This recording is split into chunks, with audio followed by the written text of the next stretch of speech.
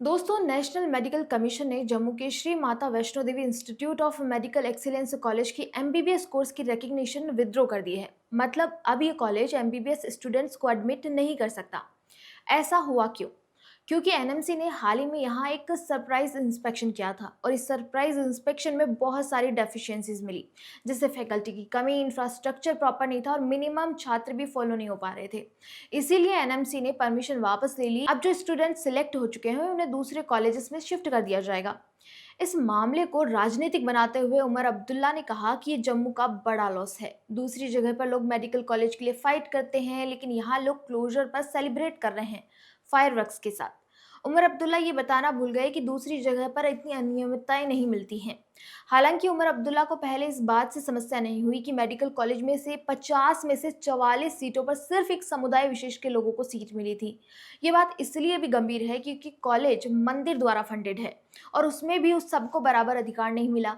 और इस अनियमितता का जब विरोध हुआ तो लोगों ने उन्हें ही कम्युनल बता दिया। दोस्तों, इस मामले को डिटेल में समझाएं तो Shri Mata Vaishno Devi institute of medical excellence college 2025-26 session के लिए एमबीबीएस कोर्स शुरू करने वाला था, लेकिन अब ये बंद हो गया है। सबसे पहले तो ये समझिए कि college Vaishno Devi shrine board ने बनवाया है, जो हिंदू पिलग्रिम्स के ऑफरिंग से फंडेड है। यानी कि जो हिंदू यात्री वहां जाते हैं उनसे मिला हुआ पैसा ही इस कॉलेज में लगा है। सितंबर 2025 में एनएमसी ने इसे लेटर ऑफ परमिशन दिया, मतलब 50 एमबीबीएस सीट्स के लिए परमिशन।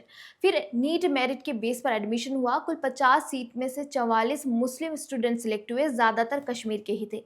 लेकिन यहीं से प्रॉब्लम शुरू हुई। कुछ ग्रुप्स जैसे श्री माता वैष्णो देवी संघर्ष समिति ने प्रोटेस्ट शुरू कर दिया। उनका कहना था कि कॉलेज हिंदू तीर्थ यात्रियों के पैसे से बना है, तो सिर्फ एक तरफा सीटों का बंटवारा क्यों हुआ। इसी सिलसिले में पिछले 2 हफ्तों में एनएमसी को कई कंप्लेंट्स मिली। कंप्लेंट्स थी कि कॉलेज में इंफ्रास्ट्रक्चर नहीं है, क्लिनिकल मटेरियल कम है, फैकल्टी और रेजिडेंट डॉक्टर्स की शॉर्टेज है। इसके बाद एनएमसी ने सरप्राइज इंस्पेक्शन किया। जब टीम मौके पर पहुंची तो वहां करीब 50% फैकल्टी थी ही नहीं। हालांकि कॉलेज ऑफिशियल्स का कहना है कि उस वक्त विंटर वेकेशन थे, तो करीब 50% फैकल्टी लीव पर थी। इंस्पेक्शन रिपोर्ट में कई बड़ी कमियां मिली, जैसे टीचिंग फैकल्टी में 50% की कमी, ट्यूटर्स, डेमोन्स्ट्रेटर्स और सीनियर रेजिडेंट्स में 65% की शॉर्टेज। आउट पेशेंट डिपार्टमेंट में पेशेंट्स करीब 50% से कम थे, जबकि मिनिमम रिक्वायर्ड से ज़्यादा होनी चाहिए। हॉस्पिटल में बेड ऑक्यूपेंसी सिर्फ 45% थी, जबकि 80% होनी चाहिए। आईसीयू में बेड ऑक्यूपेंसी करीब 50% थी। कुछ डिपार्टमेंट्स में स्टूडेंट प्रैक्टिकल लैब्स और रिसर्च लैब्स नहीं थे।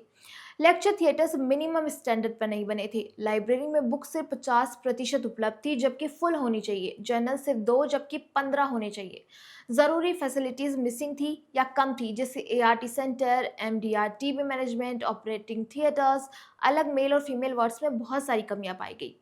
एनएमसी ने कहा कि ये कमियां इतनी बड़ी हैं कि अगर कॉलेज चलता रहा तो मेडिकल एजुकेशन की क्वालिटी खराब हो जाएगी और स्टूडेंट्स का फ्यूचर खतरे में पड़ जाएगा। इसीलिए एनएमसी ने मंगलवार रात को एलओपी वापस ले लिया।